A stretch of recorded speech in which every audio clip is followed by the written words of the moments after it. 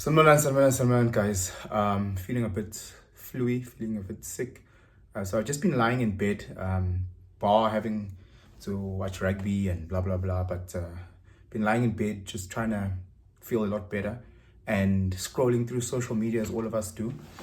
And I've been following the AKA Kenan Forbes, the Moses Tembe, the Gcaba brothers. Ish, guys. Guys. Yabona, with elections coming up in 2 months,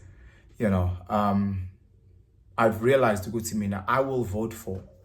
I've changed my mind as I'm allowed to. I've changed my mind many times. I'll vote for whichever political party actually addresses the mafia state that we're in, uses actual names and doesn't hide. I will vote for the DA should Steenazen speak about the gang families in Cape Town and use real names.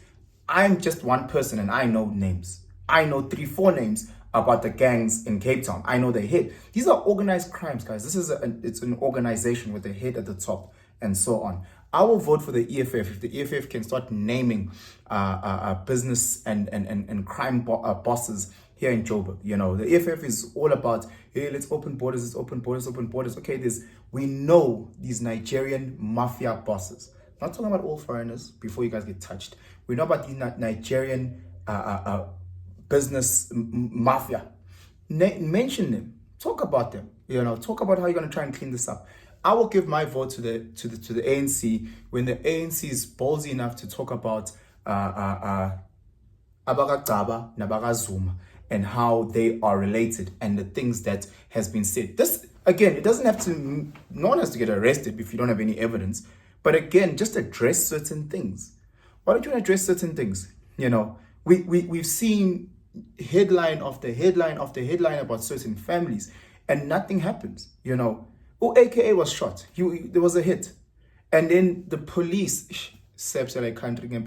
guys, in a banana republic.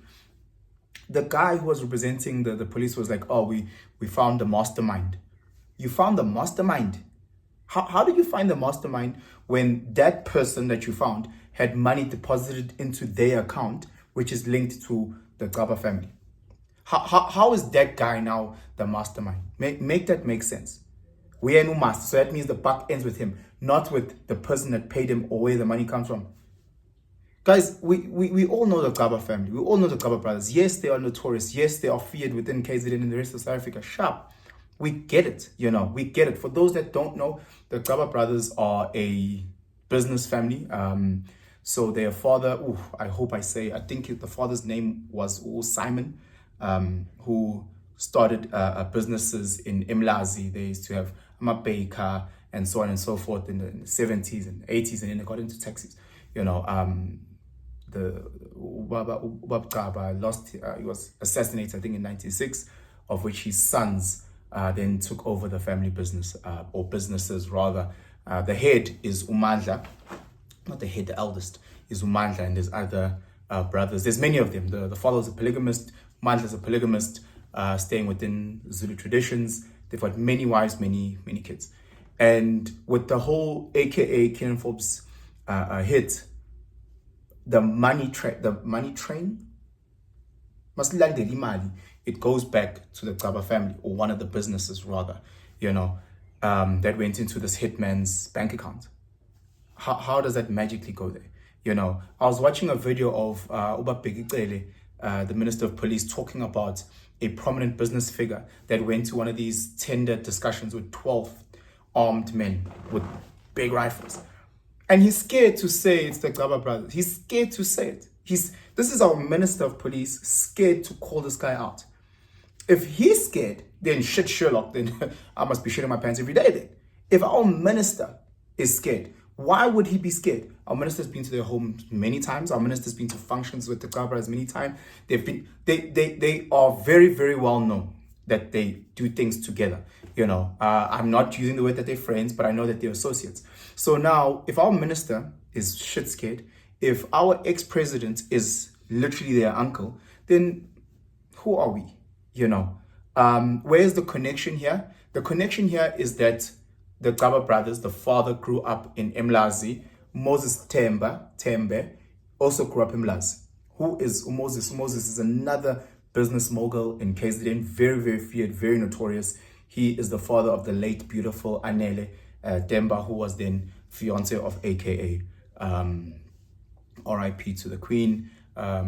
She passed away April a couple of years ago. So again, there's a link here. There's a link. If I was known to be able to make people disappear, and a very, very good business partner and friend's daughter was allegedly murdered. I'm not saying Keenan did it. I'm saying there were gossip and rumors that said allegedly he might have done. Not saying he did it. I'm not saying he did it.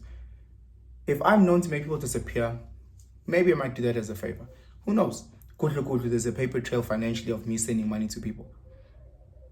I'm saying you guys, we see this all the time. It happens. If you've ever been in Cape Town and if you go past the beautiful areas, the seaboard and the bowl, you start actually going into if you start going to Philippi and actually start talking to people, they'll tell you, that family is known for this, that family is known for this, that family is known for this. You go to the police have no tongue, no lips. They say nothing.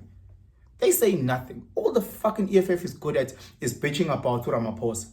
Bro, what has the EFF done for you? Has besides giving you Skipper, like the EFF, I don't know a single clinic they've built, a single school they've built, nothing. I knew that they stole money from Okokbetu with that pub bank that they did, but who went to prison? Zero.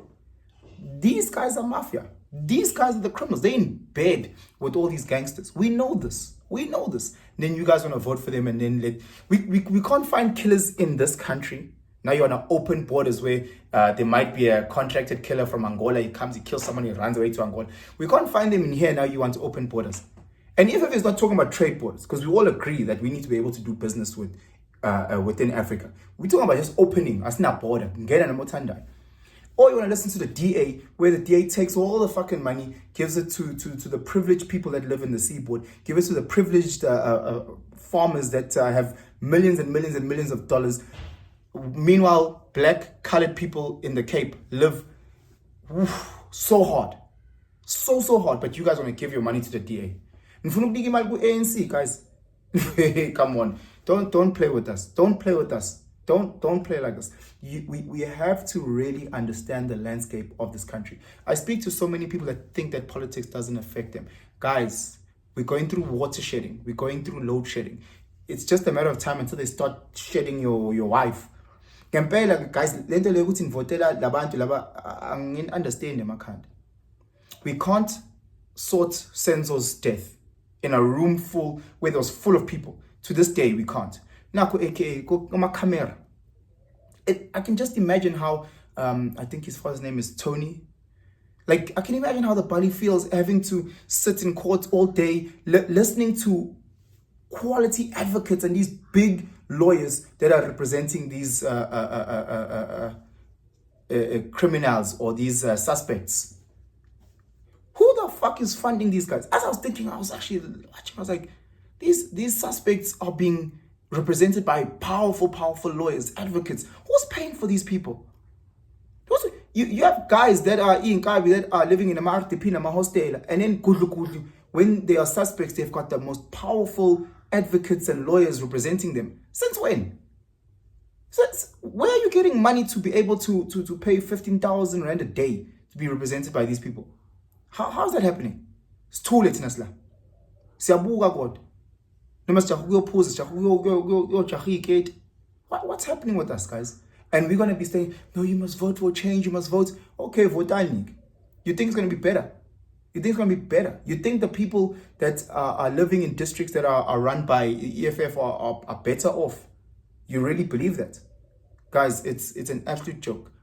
It's an absolute joke that this country is run by mafia. The government is in bed with these guys.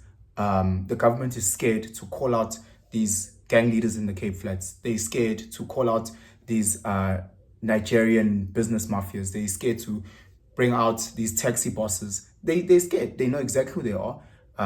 They're scared. And if they're not scared, they're making money with them. So it is what it is. It sucks to be us. But then again, we just focused on really nothingness. We're not coming together as a people. We're not investing money in Jojo tanks and solar panels as communities. We're not saying we will do for ourselves, but we're heavily reliant on them, and they'll continue to eat us sheep one by one.